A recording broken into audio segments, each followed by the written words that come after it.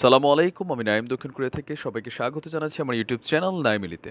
যদি চ্যানেলটা ভালো লাগে তাহলে সাবস্ক্রাইব করে পাশে থাকা বেল আইকন ক্লিক করে রাখুন। আর যদি ভালো না লাগে দেখতে থাকুন, দেখতে দেখতে ভালো লাগা ভালোবাসা হয়ে যাবে ইনশাল্লাহ। তো খুবই কঠিন একটা টপিক আজকে চয়েস করেছি।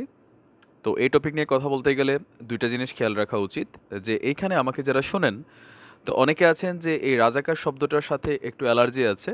তবে আজকে প্রকৃত রাজাকার মানে আপনার 1971 সালে যারা এই আমাদের বর্তমান বাংলাদেশের স্বাধীনতার বিপক্ষে কাজ করেছিলেন, সেই রাজাকারদেরকে নিয়ে কথা। যদিও বর্তমান সময়ে রাজাকারের আর একটা নতুন সংজ্ঞা আছে আমাদের সমাজে, সেটা হচ্ছে যে যখন যেই দল ক্ষমতায় থাকে তাদের বিরুদ্ধে যদি কোনো নৈতিক কথা আমরা বলি, মাঝে মাঝে আমাদেরকে আসলে এই ধরনের উপাধি দিয়ে দেওয়া হয়। যদিও আমাকেও দেওয়া হয়েছে, অনেক সময় আমাকে অনেকে বলেন দাড়িটারির কারণে যে ওটা তুই রাজাকার। তো বেসিক্যালি আমার জন্মই হচ্ছে 1984 সালে, তারপরে দিয়ে দিচ্ছেন মাঝে মাঝে, কারণ হচ্ছে যে আমার কথাগুলো হয়তো আপনার বিপক্ষে যায়। তো যাই হোক, নানান ধরনের পরিচয় আমাকে আপনারা দিচ্ছেন, কখনো ভারতের দালাল, কখনো পাকিস্তানের দালাল, কখনো আওয়ামী লীগের চাটুকার, কখনো হচ্ছে রাজাকার। তো ভালো লাগে নানান ধরনের এই কমেন্টগুলো আমার ভালো লাগে। তো আমি গুগলে একটু সার্চ দিয়েছিলাম এই ভিডিওটা করার আগে, বেসিক্যালি আসলে রাজাকার শব্দটার অর্থ কী। তো ওইখান থেকে আমি যেই তথ্যপাত্য পেয়েছি সেটা আসছে আপনার এরকম: রাজাকার বা রেজাকার, এটা আপনার একটা উর্দু শব্দ। তো এই শব্দটার বাংলা অর্থ হচ্ছে স্বেচ্ছাসেবক, মানে স্বেচ্ছায় যারা শ্রম দেন, স্বেচ্ছাসেবক তো বোঝেনি, নানান ধরনের ভলেন্টিয়ারিং ওয়ার্ক যারা করে। তো 1971 সালে মে মাসে খুলনায় সর্বপ্রথম এই রাজাকার বাহিনী গঠন করা হয়। আর এই রাজাকার বাহিনী গঠন করেন আপনার পাকিস্তানের যে জামায়াতে ইসলামের পূর্ব পাকিস্তানের যে শাখা ছিল, সে শাখার যিনি আমির ছিলেন একেএম ইউসুফ সাহেব, তার নেতৃত্বে 96 সদস্যের প্রথম বাংলাদেশে রাজাকার বাহিনী গঠন করা হয়। এই রাজাকার বাহিনীর উদ্দেশ্য ছিল 71-এ দেশে বাংলাদেশ যাতে স্বাধীন না হয়, আর হচ্ছে আপনার উর্দু ভাষী যে বাঙালিরা আছেন তাদেরকে নিয়ে আসলে এই টিমটা গঠন করা হয়।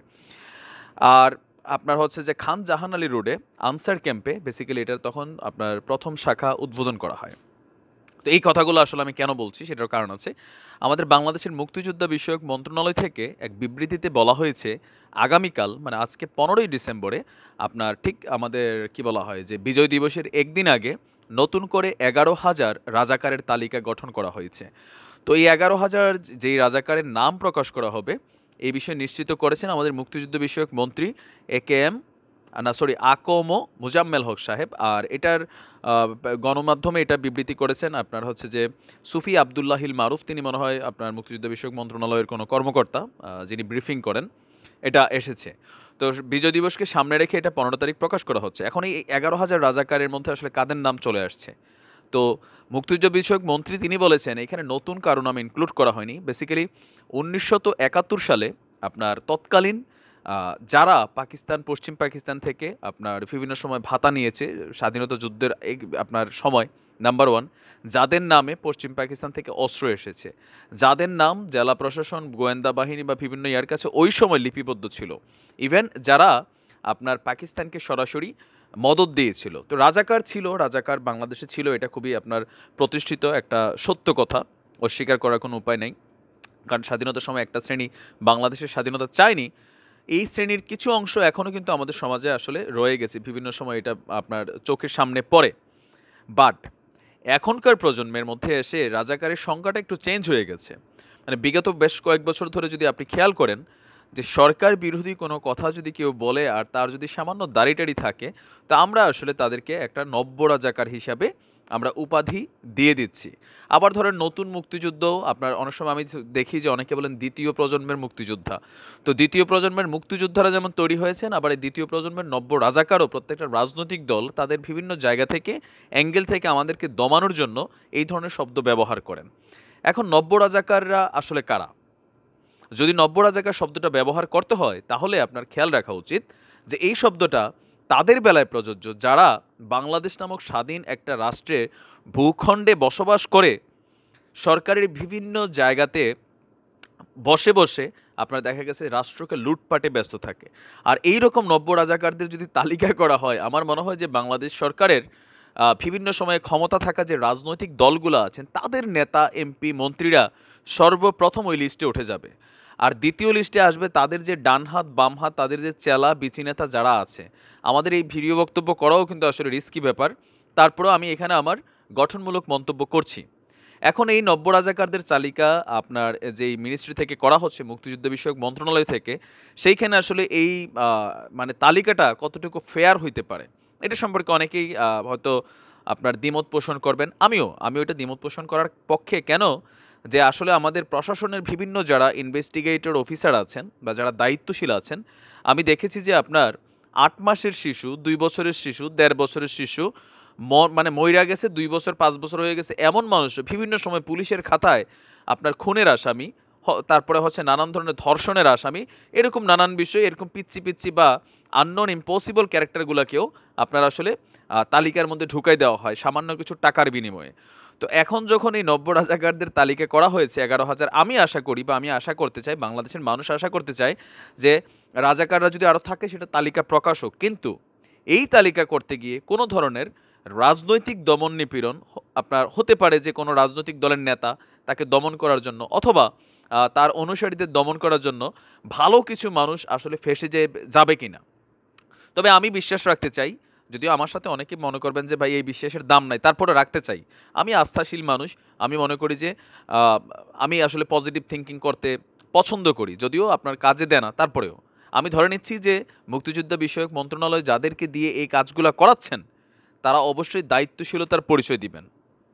না হয় হবে কি যে আমাদের বাংলাদেশের রাজনীতি, তো এখানে পলিটিশিয়ান যারা আছেন তারা মাশাল্লাহ খুব সুন্দর চরিত্রের হন, উত্তম চরিত্রের হন। অন্য দলকে কিভাবে দমন নিপীড়ন করা যায় সেটা আমাদের প্রত্যেকটা রাজনৈতিক দলের যারা নেতা আছেন, এমপি আছেন, মন্ত্রী আছেন, সেটা কিন্তু খুব ভালো করেই তারা রাজনৈতিক জীবনের শুরুতে আয়ত্ত করে নেন। প্রতিপক্ষকে কিভাবে ফাঁসাইতে হবে, কিভাবে আপনার ঝামেলায় ফালাইতে হবে, এগুলো আমরা আসলে দীর্ঘদিনের এই রাজনৈতিক ইতিহাস বা সংস্কৃতি এটার পরিচয় কিন্তু বহন করে এসেছে। যার কারণে সাধারণ মানুষের যে আস্থার জায়গা, আপনার এই নব্য রাজাকারদের যে ১১,০০০ তালিকা প্রকাশ করা হবে প্রথম ধাপে, আরও কিছু ধাপে ধাপে আরও রাজাকারদের তালিকা প্রকাশ করবে বাংলাদেশ মুক্তিযুদ্ধ বিষয়ক মন্ত্রণালয়। তো সাধারণ মানুষের আস্থার জায়গাটা যাতে ক্লিয়ার থাকে, এমন যাতে না হয় যে আমার এলাকার কোনো ব্যক্তি যাকে আমি চিনি বা আমার বাবা চিনে, আমার দাদা চিনে, একজন ভালো মানুষের নাম যে রাজাকার লিস্টে চলে আসছে, তাহলে হবে কি যে বাংলাদেশ আওয়ামী লীগের সরকারের বিরুদ্ধে সাধারণ মানুষের এমনিতেই নানান ধরনের আসলে দোষ বা অভিযোগের কিন্তু শেষ নাই।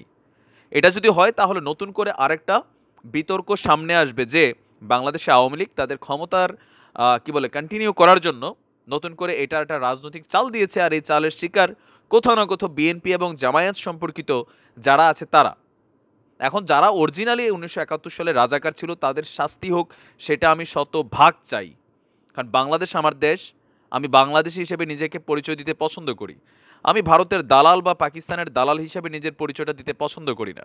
হইতে পারে কোনো কারণে আমি ভারতকে ভালোবাসি, পাকিস্তানকে ভালোবাসি, বাট যখন আমার দেশের সার্বভৌমত্ব স্বাধীনতার প্রশ্ন আসে, সেই ক্ষেত্রে আমি অবশ্যই একজন বাংলাদেশি হিসেবে এসব রাজাকারদের শাস্তি চাই। তবে যারা অরিজিনালি রাজাকার তাদের পলিটিক্যালি কোনো মানুষকে ফাঁসানো বা উদ্দেশ্য প্রণোদিতভাবে কাউকে আসলে শায়েস্তা করার জন্য যদি এরকম কোনো লিস্টেড হয় আর সেটা প্রমাণিত হয়, তাহলে আমাদেরকে আসলে এটার বিরুদ্ধে কথা বলতে হবে আপনার নিরপেক্ষতার জায়গা থেকে। এখন অনেকে আছেন যে এই বিষয়টা নিয়ে সমালোচনা, আমার মনে হয় এটা আগামীকালকে প্রকাশ হওয়ার পরেই বোঝা যাবে কতটুকু ফেয়ার এই সিলেকশন করা হয়েছে। তবে আমার একটা রিকোয়েস্ট, যারা আমাকে দেখেন, সরকারি কোনো কর্মকর্তাও দেখতে পারেন, কোনো রাজনৈতিক নেতাও দেখতে পারেন, আমার মনে হয় যে আরেকটা নব্য রাজাকারদের তালিকা করা দরকার। আর এগুলো বাংলাদেশের ভিতর থেকে। এই নব্য রাজাকার কারা? যারা, আবারও বলছি, যারা সরকারি বিভিন্ন সময় থেকে বা সরকারি কোনো অফিসে কর্মরত অবস্থায় দুর্নীতি লুটপাট কইরা আপনার দেখা গেছে যে হয়তো ১০,০০০ টাকা তার মাসিক বেতন, কিন্তু ঢাকা শহরে বাংলাদেশের বিভিন্ন জায়গায় তার বাড়ি ঘর, ব্যবসা বাণিজ্য, তার বাচ্চাদের চলাফেরা, লাইফস্টাইল, হ্যাঁ মানে দেখলেই বোঝা যায় যে দুর্নীতিতে ব্যস্ত ভাই। তাদের একটা তালিকা তৈরি করুন। কারণ বাংলাদেশ স্বাধীন হয়েছে, লুটপাট কিন্তু বন্ধ হয় না। ৭১-এ দেশ স্বাধীন হওয়ার জন্য এই রাজাকার বাহিনী কি চাইছে? বাংলাদেশ স্বাধীন না হোক। এখন স্বাধীন হওয়ার পরে যারা স্বাধীনতার সুযোগ নিয়ে বিভিন্ন সময় দুর্নীতি করে যাচ্ছে, আর রাজনৈতিক দলগুলো ক্ষমতায় আসলে যেই সরকার ক্ষমতা থাকে ওই সরকারের এমপি মন্ত্রীর মামলা শেষ। আর যেই সরকার ক্ষমতায় থাকে না তাদের এমপি মন্ত্রী নেতাকর্মীরা দীর্ঘদিন যাবৎ কিন্তু জেলের চক্কর কাটতে হয়। এটা কিন্তু বাস্তব। আপনি এটা স্বীকার করেন না, করেন, এটা বাস্তব। আজকে বিএনপি ক্ষমতায় যাক, কালকে খালেদা জিয়া মুক্ত হয়ে যাবে, নানান বিএনপির নেতাকর্মীরা রাতারাতি বের হয়ে যাবে, আওয়ামী লীগের সবাই কিন্তু খাঁচাবন্দি হয়ে যাবে। আজকে আওয়ামী লীগ ক্ষমতায়, কোথাও না কোথাও বিষয়গুলো এমনই হচ্ছে। আইনের প্রতি আমার সম্মান আছে, হাইকোর্টের প্রতি সম্মান আছে, সুপ্রিম কোর্টের প্রতি সম্মান আছে, কিন্তু সাধারণ মানুষের দৃষ্টিকোণ থেকে আমরা ঠিক এই জিনিসটি আমরা আমাদের রাজনৈতিক নেতৃবৃন্দ বা দলগুলোর কাছ থেকে বুঝতে শিখছি স্বাধীনতার পরবর্তী সময় থেকে। তো শুভকামনা রইল, আশা করি আমরা প্রকৃত যে রাজাকার আছে তাদের তালিকায় আমরা দেখব, হোক এটা 11,000 বা 1100, কিন্তু এখানে যাতে কোনো ধরনের মিক্সিং না হয় এই প্রত্যাশা রেখে আজকের মতো বিদায় নিচ্ছি। আপনি কি ভাবেন সেটা কমেন্টে লিখতে পারেন। আসসালামু আলাইকুম রহমতুল্লাহ।